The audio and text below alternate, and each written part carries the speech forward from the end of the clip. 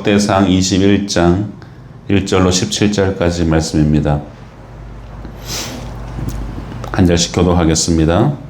사탄이 일어나 이스라엘을 대적하고 다윗을 충동하여 이스라엘을 계수하게 하니라. 다윗이 요압과 백성의 지휘관들에게 이르되 너희는 가서 브엘사바에서부터 단까지 이스라엘을 계수하고 오라.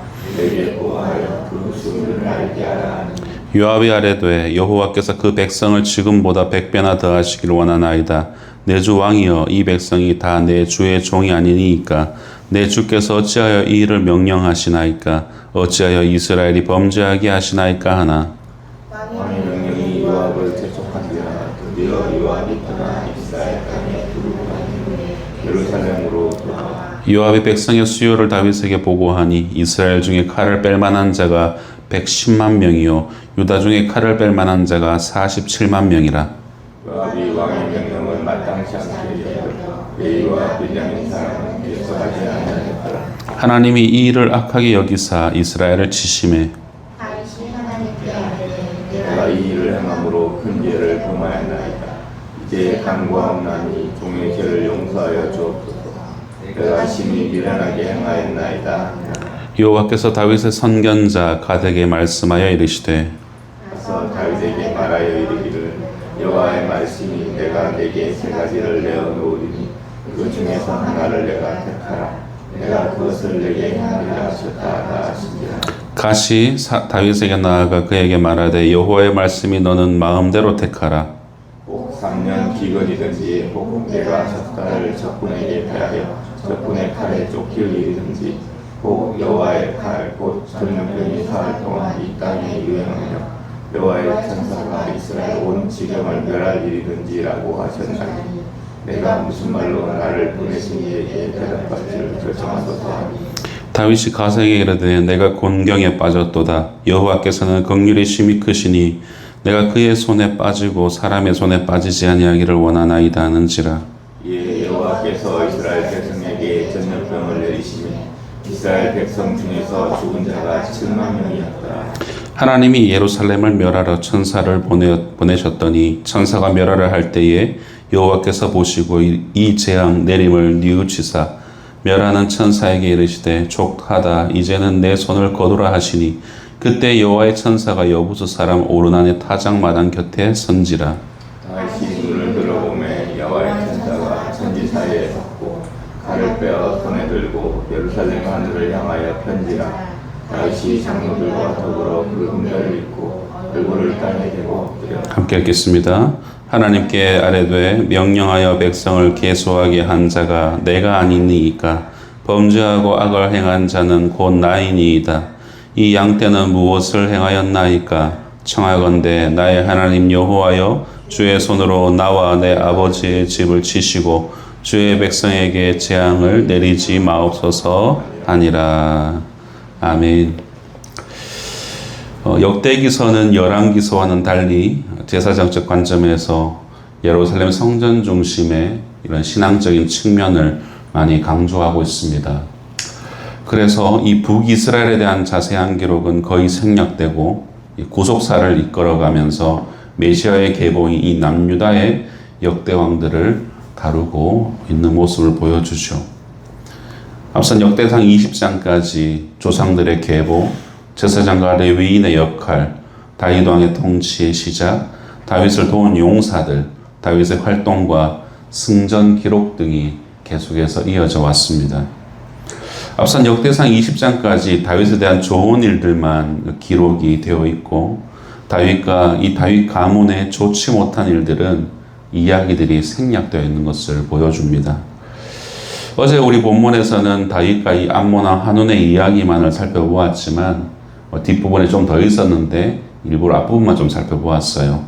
후반부를 보게 되면은 이 다윗의 정복 전쟁은 계속해서 승승장구를 하는 내용들로 가득합니다. 하지만 그 과정에 한 가지 생략된 이야기가 하나 있습니다. 그것은 바로 20장에서 군대장관 요압이 라빠와 전쟁할 때의 이야기죠. 20장 1절을 보시면 해가 바뀌어 왕들이 출전할 때가 되매 요압이 그 군대를 거느리고 나가서 암몬 자손의 땅을 격파하고 들어가 랍바를 에워싸고 다윗은 예루살렘에 그대로 있더니 요압이 랍바를 쳐서 함락시켰다라는 역사적 기록이 전쟁의 기록이 명시되어 있습니다. 여러분, 이 다윗이 예루살렘에 그대로 있고 요압이 랍바와 전쟁했던 장면의 이 배경을 들을 때에 우리는 무슨 사건을 떠올릴 수 있을까요? 바로 밧세바 사건을 떠올릴 수가 있습니다. 이 랍바 전투에서 다윗의 용사 우리아는 내몰려서 죽임을 당하였고 다윗은 자연스럽게 우리아의 아내 밧세바를 취했던 사건이 있었죠. 그런데 역대기에서는 그 이야기가 생략이 되어 있습니다. 이뿐 아니죠. 이 밧세바 사건에서 파생된 다윗 왕가의 여타 다른 부끄러운 일들이 다 생략되어져 있습니다. 하지만 이어진 오늘 본문 21장에서는 이전과는 달리 이 다윗의 범죄 사실을 명시하고 있습니다. 다윗은 통치 말년에 이스라엘의 인구조사를 하게 되었던 것이죠. 다윗이 이스라엘의 인구조사를 조사했던 것 그 자체는 죄가 되지 않지만 여러분 다윗이 인구조사를 한 그 의도가 여러분 하나님께 불이했던 것이었습니다. 다윗의 인구조사는 왕권 강화를 위함이었습니다. 성도 여러분, 하나님의 백성 이스라엘에게 공력이라는 것은 성인 남자의 수에 있지 않았습니다. 그동안 다윗과 이스라엘의 승리는 오직 전쟁의 주권을 가지고 있었던 하나님의 도우심에 있었다는 것이죠. 군대 장관 요압조차도 이 하나님의 도우심으로 승리했다는 것을 알기에 처음 이 다윗의 인구조사 명령에 반론을 제기했던 것을 볼 수 있죠. 3절을 보십시오.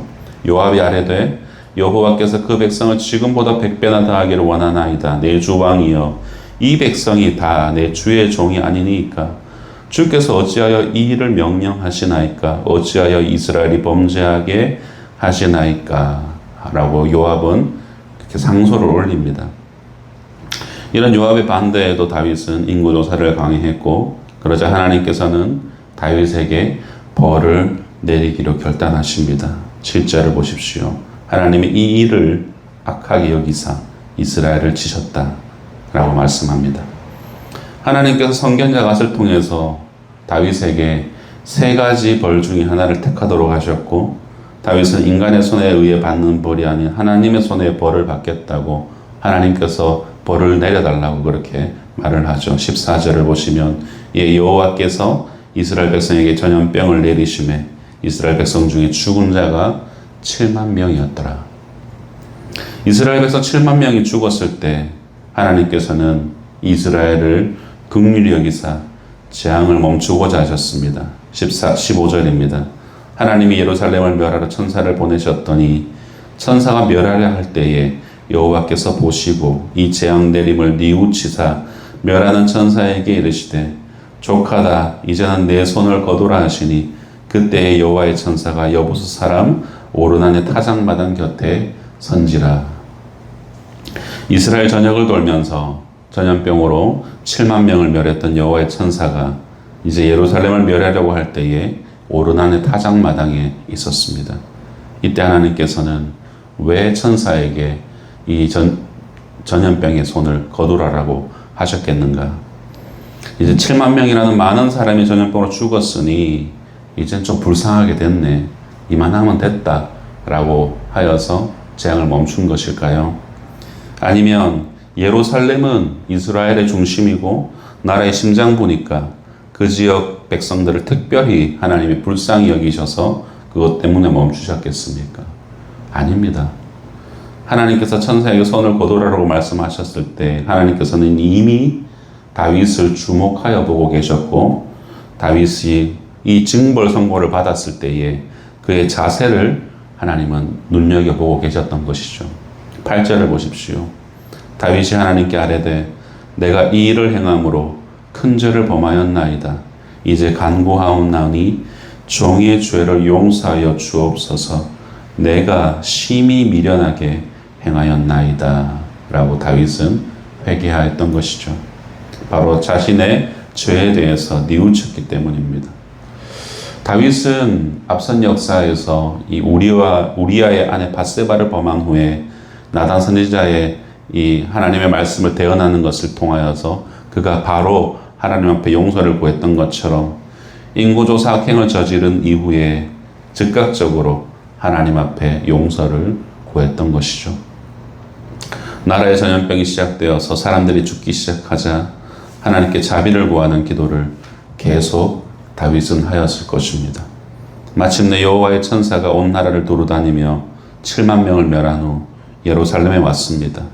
그때 하나님께서는 장로들과 베옷을 입고 하나님의 용서를 구하며 회개하고 있었던 다윗의 손을 보며 천사의 손을 멈추게 하셨던 것입니다.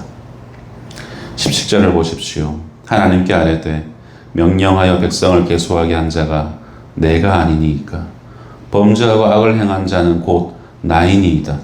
이 양 때는 무엇을 행하였나이까? 청하건대 나의 하나님 여호와여 주의 손으로 나와 내 아버지의 집을 치시고 주의 백성에게 재앙을 내리지 마옵소서 하니라. 성도 여러분, 하나님께서는 회개하는 자를 외면하지 않습니다.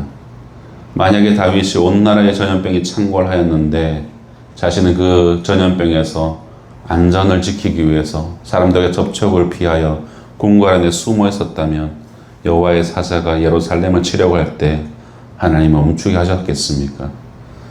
하나님께서는 베옷을 입고 엎드려 회개하는 다윗의 중심을 아시고 그를 주목하여 보셨습니다. 회개라는 것은 하나님의 벌을 돌이키게 하죠. 회개는 칼을 빼어든 하나님의 천사의 손을 거두게도 하는 것입니다. 사랑하는 성도 여러분, 회개하는 자에 대한 하나님의 긍휼은 오늘날도 동일하게 적용됩니다. 다윗처럼 죄를 숨기지 않고 죄를 인정하고 죄를 뉘우치고 다시는 그 죄를 범하지 않겠다라는 결단은 하나님의 마음을 바꾸어 놓을 수 있는 것입니다. 사실 이 전염병의 다른 측면으로 봤을 때에 여러분 이스라엘이 전염병으로 죽게 된 것이 전적으로 이 다윗의 인구 조사에만 있는 그런 결과로만은 볼 수 없습니다. 이전까지 이스라엘의 하나님에 대한 불신의 결과이기도 한 것입니다. 하지만 다윗은 전염병에 의한 죽음이 전적으로 자기 때문이다 라는 것으로 받아들였고 자신만 그 벌을 받게 해달라고 오늘 보면 17절에서는 그렇게 기도하고 있죠. 이처럼 좋지 못한 결과가 있을 때에 그것을 자신의 탓으로 돌릴 때 곧 자기 희생과 이 불이익을 감수하는 그런 신앙의 태도로 인하여서 바로 그런 태도 때문에 우리는 하나님의 자비를 경험할 수 있게 되는 것입니다. 하나님은 자기 희생과 불이익을 감수하는 그 모습을 기뻐하시기 때문입니다. 여러분 사실 자기 희생과 불이익을 감수하지 않으면 여러분 분쟁이 일어났을 때 문제 발생의 그 근원이 해결이 될까요? 아니죠.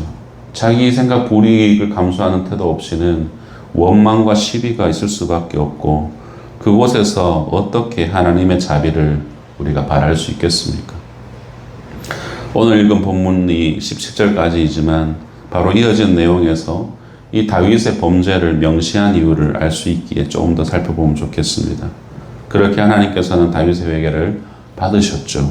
그리고 천사의 칼을 멈추게 하셨던 곳 오르난의 타작마당에서 제단을 쌓으라고 다윗에게 명령합니다. 다윗은 왕이었음에도 불구하고 적지 않은 돈으로 이 오르난의 이 땅과 재물을 구입하여서 그 자리에서 하나님 앞에 제단을 올려드리며 제사를 드립니다. 26절을 보십시오. 다윗이 거기서 여호와를 위하여 제단을 쌓고 번제와 화목제를 드려 여호와께 아뢰었더니 여호와께서 하늘에서부터 번제단 위에 불을 내려 응답하시고 라고 기록합니다. 여러분 이후에 이곳은 이스라엘이 하나님께 제사를 드리는 장소가 되었습니다.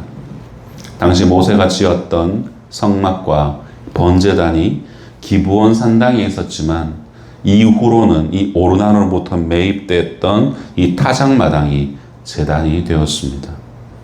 하나님께서 죽음의 천사를 멈추게 하셨던 그 장소를 제사를 드리는 장소로 만들어 주셨습니다. 그래서 이어지는 22장 1절을 보시면 이는 여호와 하나님의 성전이요 이는 이스라엘의 번제단이라 라고 다윗이 선포합니다. 그리고 바로 이곳에 솔로몬의 성전이 지어지는 것입니다. 역대기서 기자는 이 다윗의 인구조사로 인한 범죄를 굳이 21장에서 밝힌 이유는 다윗의 어떤 밧세바의 사건과 같은 치부를 드러내기 위함이라기보다는 그런 목적이었다면 이미 앞서서 있었던 다윗의 밧세바의 사건을 언급했어야겠죠. 그러지 않았던 것은 솔로몬의 이 성전의 부지가 어떻게 결정되었는지를 역사적인 사건 가운데서 알리고 이 포로기를 돌아왔던 이 백성들에게 예루살렘 성전 중심의 신앙을 회복시키기 위함이었다라는 것을 그것을 알려주려는 의도가 바로 21장에서 다윗의 범죄함을 알리고 있었던 것입니다. 왕관의 보석 같은 성도 여러분, 말씀을 맺겠습니다.